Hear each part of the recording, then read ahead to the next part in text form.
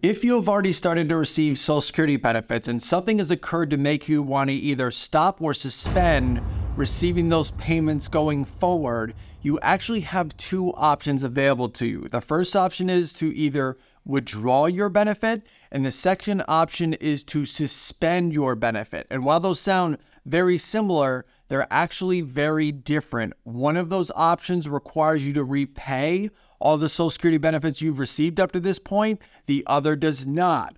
One of those options has an age restriction. The other does not. And there's a number of other differences that we're going to be reviewing today. As financial planners, there's actually three main reasons why we see a lot of retirees look for options to either suspend or withdraw their benefits. Reason number one is the retiree either takes on part-time or full-time employment in retirement or receive inheritance, and essentially because of that extra income or assets, they no longer need their Social Security benefit to supplement their income and would prefer to allow their Social Security benefit to continue to grow at that 6 to 8% per year by waiting. The second is the retiree turns on their Social Security benefit prior to their full retirement age. They begin making income over the allowable Social Security threshold, and now they're faced with the Social Security earned income penalties. And the third is they find out that Social Security benefits are taxable income to most retirees. And by suspending their Social Security payments, it opens up valuable tax and wealth accumulation strategies. And we are going to cover a number of those strategies in this video today. I'll start off by covering the withdrawal of benefits option. Now, when you submit a withdrawal of benefits to Social Security, you're essentially telling them that, hey, yes, I know I turned on Social Security benefits a few months ago, but I want you to stop sending them to me. And as soon as they stop sending you the Social Security benefits, you can once again start accumulating your benefit, and it goes up by that 6 to 8% per year, depending on your age. There are a number of restrictions that determine who is eligible to submit a withdrawal of benefits. And one of the primary restrictions that disqualifies a lot of people is, in order to apply for withdrawal benefits, you cannot have been receiving your Social Security payments for more than 12 months. So if you've been receiving Social Security payments for 4 months, 6 months, 8 months, you would be able to submit this withdrawal of benefits. If you've already been receiving your Social Security payments for more than a year, this withdrawal of benefits is no longer an option for you. Outside of that 12-month restriction, it's nice that there is no age restriction for making the withdrawal of benefit election. You can do this at 62, 64, 68, whereas we start talking about suspending your benefit, that has certain age restrictions. Now, why would someone elect to withdraw their benefit? So there's a number of reasons why, but the most common is someone retires, they turn on their Social Security benefit because they think they're going to need that money to supplement their income. But then all of a sudden they take on a part-time, full-time employment gig, come into inheritance, and they realize they don't necessarily need their Social Security benefit. And by creating more income, it has a negative impact on their Social Security benefit for these reasons. Number one, if you turned on your Social Security benefit prior to full retirement age and you earn income over the Social Security specified threshold, you could face an earned income penalty, which then claws back the Social Security benefits that you receive. So people say, whoa, I no longer want to receive my Social Security benefit because I'm losing it anyways in the penalty. The second is taxation. A lot of retirees don't realize that the amount of income that you're showing when you're receiving Social Security benefits directly influences what percentage of your Social Security is subject to income taxation at both the Fed and potentially the state level. So if all of a sudden you're showing more income, you may intentionally want to say, well, I don't want to get my Social Security benefit now because more of it's going to be subject to taxation. The third reason is also a tax issue, not necessarily what proportion of your Social Security is subject to taxation,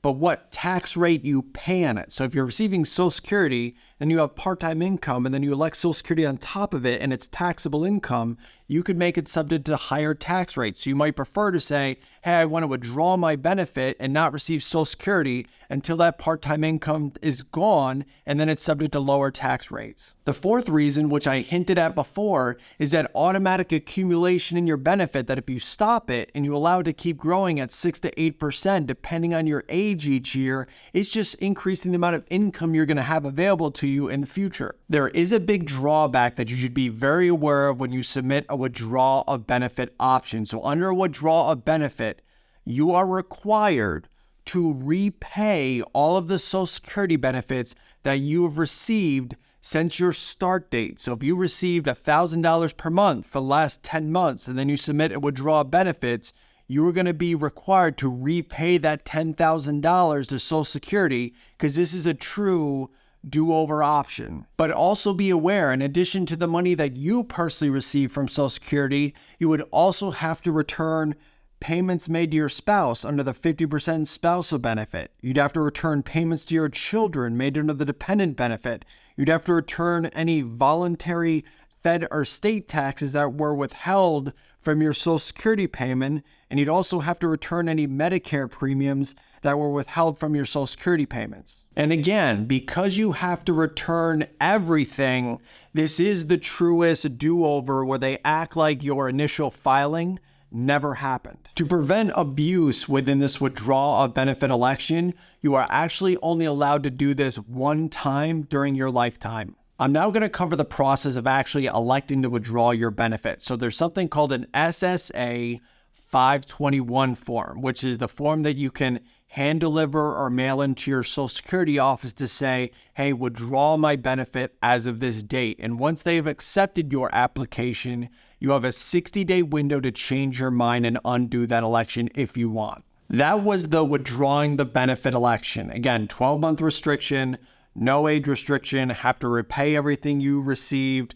Now we're going to move on to the suspending your benefit election. When you file a suspension of benefits with Social Security, you're doing almost the same thing as withdrawing the benefit, but you're not rewinding the clock. Essentially, you're just telling them, hey, I no longer want to receive benefits going forward. I will let you know when I want to turn them back on. But there's different restrictions associated with the suspension of benefits option. The first restriction is an age restriction. So to be able to elect a suspension of benefits, you have to have at least reached full retirement age for purposes of Social Security. If you were born 1960 or after, as of today, that age is 67. So if you are age 64, you don't have a suspension of benefit option. The only option available to you is the withdrawal of benefit option. But suspension of benefits, if you're full retirement age or older, you are allowed to elect this option. When we compare the two options, one of the biggest benefits of the suspension of benefit option is you do not have to repay the Social Security benefits that you have already received. You get to keep them. It's just telling them that, hey, going forward, stop sending me the payments. Your Social Security payments typically stop the month after your suspension of payment application is approved. And similar to the withdrawal benefits, the benefit of this is if you say, hey, stop sending me my Social Security payments, they will once again begin to accumulate at 8% per year until you reach age 70, which is the max Social Security amount. The nice part about the suspension of benefit option is you can elect to turn back on your Social Security monthly payments at any time after you've suspended them. So a common situation is, let's say someone retires and they're 67 and they turn on their Social Security benefit of $2,000 per month, but then all of a sudden, 3 months into retirement, they land a consulting gig making $40,000 a year. They realize, well, now I really don't need my $2,000 per month in Social Security. So they file a suspension of benefit. Social Security stops sending them their $2,000 per month, but let's say a year later, that consulting gig ends and now you need your Social Security income again. Well, what you did is, because you took a year off, your benefit increased by 8%. So now when you turn it back on, instead of getting $2,000 per month, you're now getting $2,160 per month going forward. What is the actual process of electing to suspend your benefit? You can do it by phone, you can do it in writing, or you can just visit your local Social Security office. Now we're going to cover some of the reasons why we as financial planners see retirees voluntarily elect to suspend their benefits, which includes some of these advanced tax and wealth accumulation strategies that I hinted at earlier. Number one, and we kind of already covered this, is you really don't need the income. So if all of a sudden you have some other income from inheritance or employment and you don't need your Social Security, you might as well let it increase by 8% per year until you actually need it. The second reason is you want to increase the Social Security survivor benefit that's available to your spouse. The way Social Security survivor benefits work is When one spouse passes away,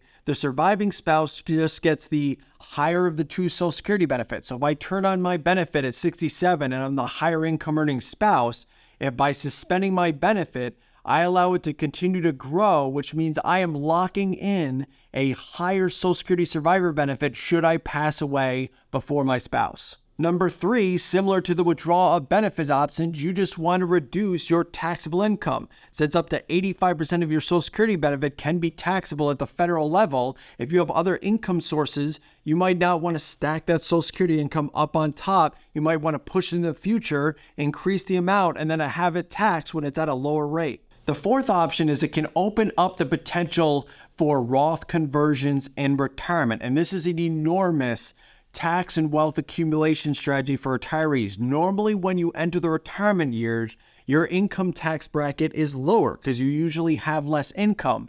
That then opens up the ability to shift money from pre-tax IRAs to Roth IRAs, pay the tax on it, but then once in the Roth IRA, it gets to accumulate tax-free, withdraw tax-free. There's no RMDs in the future. There's plenty of benefits. And by taking your Social Security off the table, which is actually taxable income, it can increase the amount of Roth conversions you can do without bumping up into those higher tax brackets. The next strategy involves reducing your required minimum distributions, or RMDs, from your pre-tax retirement accounts once you hit those magical ages of either 73 or 75 based on your date of birth. And as many retirees know, once you hit those ages, the IRS, whether you need the money or not out of your pre-tax accounts, they force you to start taking pieces out. And we'll see retirees that retire and they've got their pension, they turn on Social Security and they say, hey, I don't really need anything out of these retirement accounts, so I'm going to let them continue to accumulate. But if they double again by the time you get to 75, that's going to make those RMDs bigger, which are taxable income. So as part of the tax strategy, we might have a retiree suspend their Social Security payments so we can take larger distributions from their pre-tax retirement accounts, realize that at a lower bracket, but we're also essentially reducing the balances so the RMDs are smaller in the future. The last strategy involves helping to manage longevity risk, or are essentially outliving your retirement assets. The nice part about Social Security is you will get those payments until the day you die. And if you can increase the amount of those payments by delaying and ramping up that Social Security, that's less you essentially have to take out of your retirement accounts later on. So potentially maybe your assets will last longer, that if you live to 90, 95, 105, that may allow your assets to better keep pace with your longevity. There are retirees that will have the option to choose between either withdrawal benefits or suspension of benefits. If you're 68 and you just started your Social Security 6 months ago, you have a choice between the two. And a lot of times when we're consulting with clients, if they have a lot of idle cash sitting on the sideline saying, well, I'm not really using this cash, and if we go the withdrawal benefit options, that means they're going to have to repay to Social Security all the benefits that we receive. But let's look at an example. 68-year-old, let's say for the last 11 months has collected Social Security, has gotten $20,000 from the Social Security system. If they do the withdrawal benefits, they're going to have to give that $20,000 back, but it's like their Social Security filing never happened. So if they pay the $20,000 back, their Social Security is now going to increase by 8% over that almost 11-month time period, which means if they just turn on their Social Security benefit a year later, that $20,000 in cash almost got an 8% rate of return, right? Because we use the cash to increase the Social Security benefit by 8%. Not a bad strategy. I hope this information was helpful. If you have any questions, please feel free to reach out to me at moneysmartboard.com. Thank you.